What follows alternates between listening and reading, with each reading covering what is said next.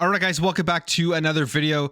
We got a lot to talk about today, so let's just jump right into it. And we're starting off here with this story about some improvements that are being made to the Xbox app for people who are using the Xbox Game Pass app on smaller screens, mainly handheld devices when they're using Windows 11. And this is something that I'm very happy to see. As somebody who uses a Steam Deck, who has Windows 11 installed on there, and I basically use it as my portable Xbox Game Pass device, downloading games natively from the Game Pass app.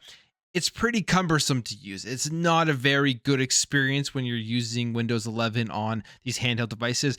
And the Xbox app itself, I've always been hoping that they would make some adjustments to make the app better and kind of more into a mobile app where you're actually feeling like it is for that specific handle or for handhelds in general. And here we have Microsoft making improvements to the Xbox app for Windows handheld gaming PCs. It says here that Microsoft has started testing new updates to its Xbox app on Windows 11 that improve the experience on handheld devices and on smaller screens. Basically, they're introducing a new compact mode, which reduces the sidebar on the left side. And they say here that the experience on handhelds on small screens is what specifically this adjustment is for. And that it's a small UI change, but it will make a difference in how you're experiencing the app and just how it feels, and it'll be easier to use. And this makes a ton of sense. You think about what's been going on recently with these handheld PCs. The Steam Deck really brought them out there and made them popular. Since then, we've seen the ROG Ally, which was branded as kind of like the Xbox handheld. And then we've seen the Lenovo Legion, and we're going to continue to see more competition in the realm of the PC handhelds as people enjoy them, people are buying them. And Xbox Game Pass is going to be a staple, I would say, in pretty much all of these handhelds out there. I think we're going to continue to see more marketing with these handhelds with Xbox Game Pass. So making sure that the app is easy to use, making sure that it's good, and people, when they open up their handhelds, that it's such an app that people don't feel annoyed by using is very, very important. And it also makes you kind of start to wonder if at some point in the future Xbox will truly be releasing their own Xbox handheld where they have created the hardware itself. We've seen some concepts here that have come out about a Windows handheld mode. This happened at their hackathon where they get people to come up with these ideas and present them. It says here that early Windows handheld mode concepts leaked from a hackathon project inside Microsoft earlier this year, including a floating taskbar, an improved game launcher, and changes to the Xbox app. This gaming shell was simply a prototype built before devices like the ROG Ally and Lenovo's Legion Go were announced. So they're obviously thinking along the lines of how can they improve the experience for the Xbox ecosystem on these handheld devices, whether that is just for continuing to partner in terms of marketing stuff with products like the Asus ROG Ally, or if they are waiting until they have a really good system, a really good user interface to be releasing their own portable Xbox handheld. I know for me, as somebody who has the Steam Deck, I like the Steam Deck. I think it is a great device.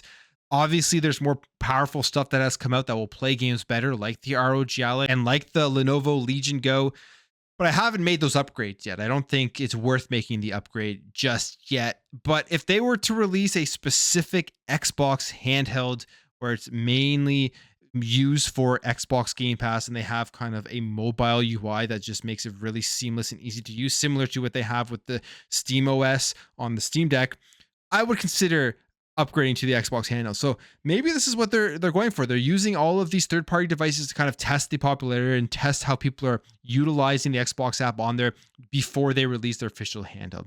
We'll see what happens. I feel like getting into another piece of hardware for Microsoft may not be the way they want to go, and it's just much easier to continue to market with all of these PC handhelds as they definitely dominate that. So we'll see. But I would love to see it. I think it would be a move that people would pick up, people would enjoy, and just getting Game Pass on the go it's definitely a nice way to open up the ecosystem for people to go out there and continue to play their games. Now, when it comes to handhelds, a device that is most likely coming out in 2024. I mean, we haven't heard anything yet, but that's all the speculation, is the Nintendo Switch 2.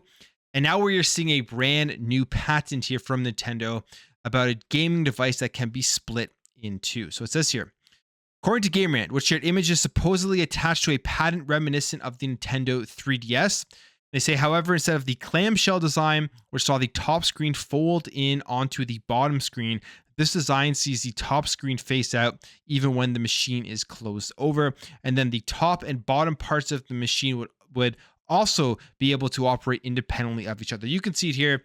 It splits them apart. You have the top screen, the bottom screen there together.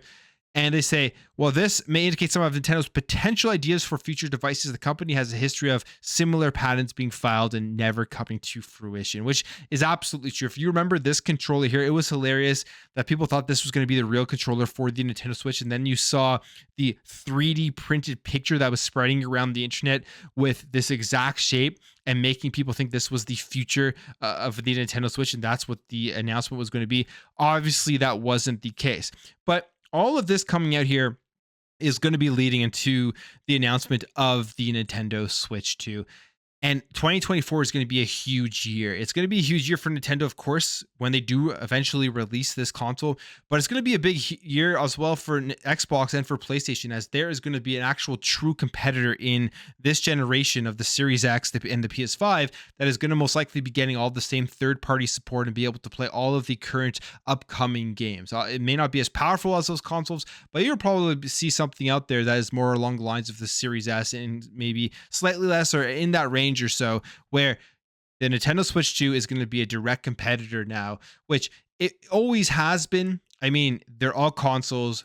They all are reaching out there for people who enjoy playing on consoles. They all kind of cross over in some way into the user bases. But with the current Nintendo Switch right now, they don't get all of the big AAA games that do come out. And if you do start seeing that with the Nintendo Switch 2, Xbox and PlayStation are going to have another big battle on their hands.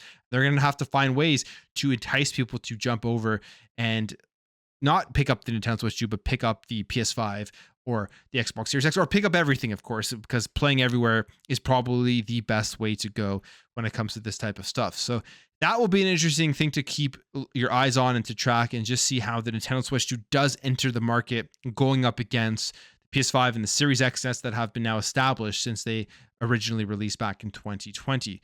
Now, there was a couple of other things here in terms of price rate raises that a lot of people have been talking about. As we know, with Sony, they raised PlayStation price by 35, or PlayStation Plus prices by 35%.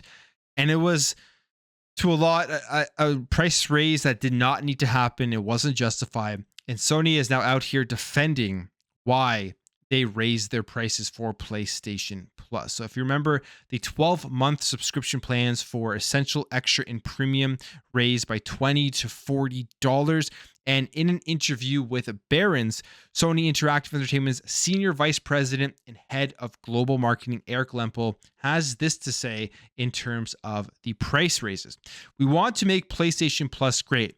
With our reboot last year and introducing the tier system, a lot of consumers have recognized that there's a lot of value in the PlayStation 5. Like practically everything else in the world, we have to look at our pricing and we have to adjust to market conditions.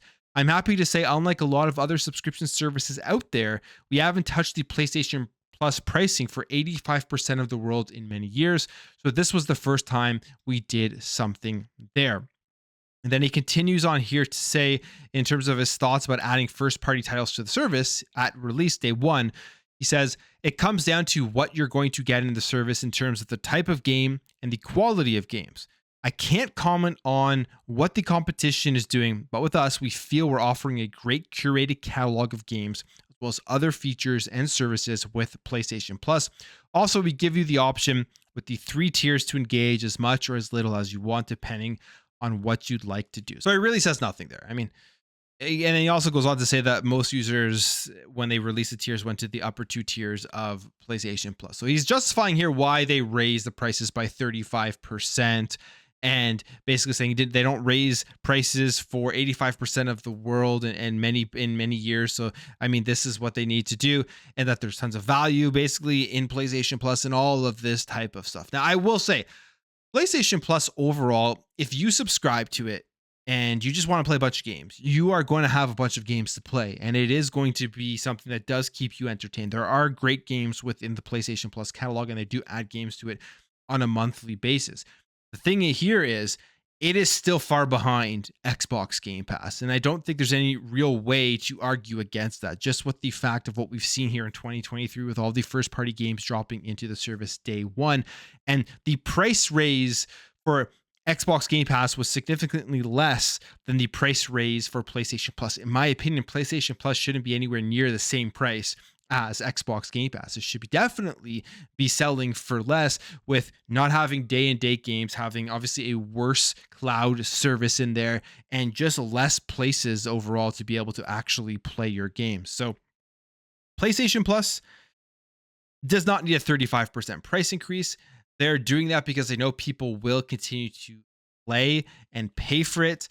And after they did these price increases, I wonder if there was a big drop off, if there was a lot of pushback against the actual 35% increase. And if there wasn't, they are going to continue to justify why they had to go ahead and make these changes and blame it on the market conditions and all of this type of stuff. So they're here trying to justify it. And I don't think we will be seeing first party games in the service day and date anytime soon. But I think at some point in the future, as they're continuing to pivot, we're seeing PlayStation pivot with people who have been there forever, like Connie Booth being let go, and the whole turmoil here with games as a service. We're seeing reports that there's been pushback and all of this type of stuff.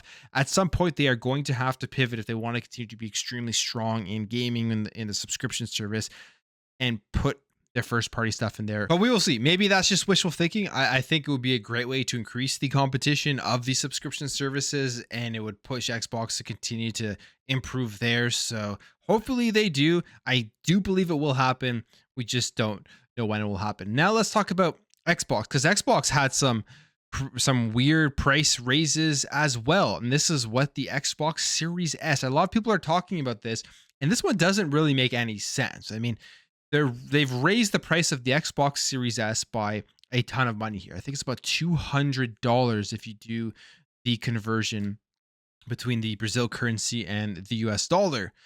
And people are asking why this has happened. We've seen price raises of consoles before, like $50, $30. This has happened already throughout this generation. In previous generations, you would see price cuts halfway through, but with the whole economic stuff going on, all the issues, the inflation, all that type of stuff, that just hasn't happened. There was also the chip shortage and the lack of supply at the beginning of this generation, which just had made demand for these consoles skyrocket. So these companies are looking at this and thinking we can raise the prices and people are still going to go out there and buy the consoles themselves. So we've seen that already happen. But this here in Brazil is very weird. They raised the price by about $200. That's kind of what it translates to. And everybody was saying this is a bad decision. Why are they doing this? And I agree. I don't think price raises of any type are good. Like I'm against those price raises, especially now as we're in 2023 and they didn't raise the price of this Series X. But the question here isn't, is this bad or good? It's obviously bad, but why did this happen? Because I don't think this is a regular price raise where they just looked at their demand, they looked at the consumer base and thought, hey, we can raise the prices and it won't affect the overall sales of our consoles. People will still go out and buy it. This here is a price raise, I think, for a different reason. So I asked this question here on Twitter. I agree, price raises are bad, but does anyone have anything insightful as to why this happened? Did get a couple of responses, and it really does point to the fact that the Brazilian economy has just crazy inflation, and it is Microsoft adjusting for that.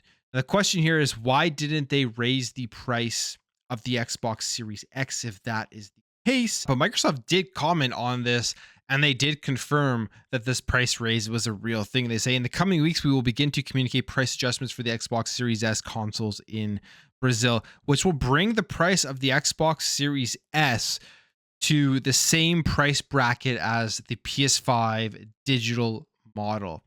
So maybe the other reason they're doing this is to make this the console that kind of goes against in terms of price the PS5 digital. But I mean, if you're anybody who follows this type of stuff, that doesn't make any sense. The PS5 digital overall is a far more powerful console. There's a lot more stuff in there that would make that console cost more than the Series S itself. So we'll see how this affects the Brazilian market. Will this make the Series S sales drop to zero and push more people to go over to the Xbox Series X if they're only paying a smaller amount more to get a much better console? Maybe that was also their motive. And at the end of the day, it does not seem like a very good move. Even if it was to combat inflation and the economic pressures there from Brazil, you would think that the price raise would be less than what they are doing here. So there must be some other strategic business reason why it doesn't make sense from the outsider's perspective. And we'll see how this has an effect here on the actual sales in that region. And when it comes to sales, let's talk about Xbox games and how they are pushing forward the PlayStation platform. This is pretty crazy to see, and I think this is something we will continue to see for years and years to come. And it really does show why the Activision Blizzard acquisition, it was so big in terms of Xbox having a ton of power over PlayStation. I mean, that's just the reality of the situation, and it really shows why PlayStation was doing everything they could to try to block this deal. You're gonna have Call of Duty in the player engagement rankings top 10 probably throughout the majority of the year, every single year. Every purchase being made through the PlayStation Store for Call of Duty stuff, DLC, or whatever else Call of Duty can sell.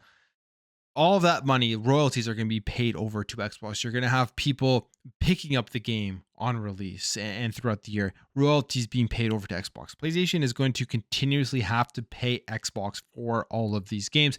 And that's going to help Xbox continue to grow and bolster their ecosystem and bolster their Game Pass and their first party output. So this is pretty crazy.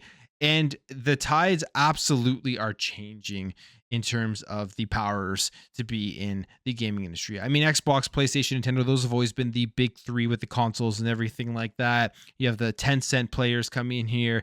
You may have Amazon continuing to grow and Google maybe trying to make another run. Apple getting in here with the iPhone 15. But when it comes to PlayStation being dominant over Xbox, that's absolutely going to be changing going forward. And again, this is why we're seeing pivoting happening at PlayStation right now, where it seems like they're in somewhat of a turmoil, but I still think PlayStation is very strong. It's just how are they going to make that pivot to be able to continue to be successful besides and moving away from console exclusivity, which, as we know, we've talked about many times on this channel, first party games is not what sells the console. The numbers are out there. I mean, you look here at these top 10 games in September, how many of them are first party in terms of engagement, right? There isn't a single one here that is a first party PlayStation game. And we know that's about 12% or so for their biggest first party games that generally goes out and buys them in terms of the install base that they have with the PS4 and the PS5. So crazy things, but all in the video there, guys. If you did enjoy this video, hit that thumbs up. If you are new here, hit that subscribe, and I'll catch you guys in the next video.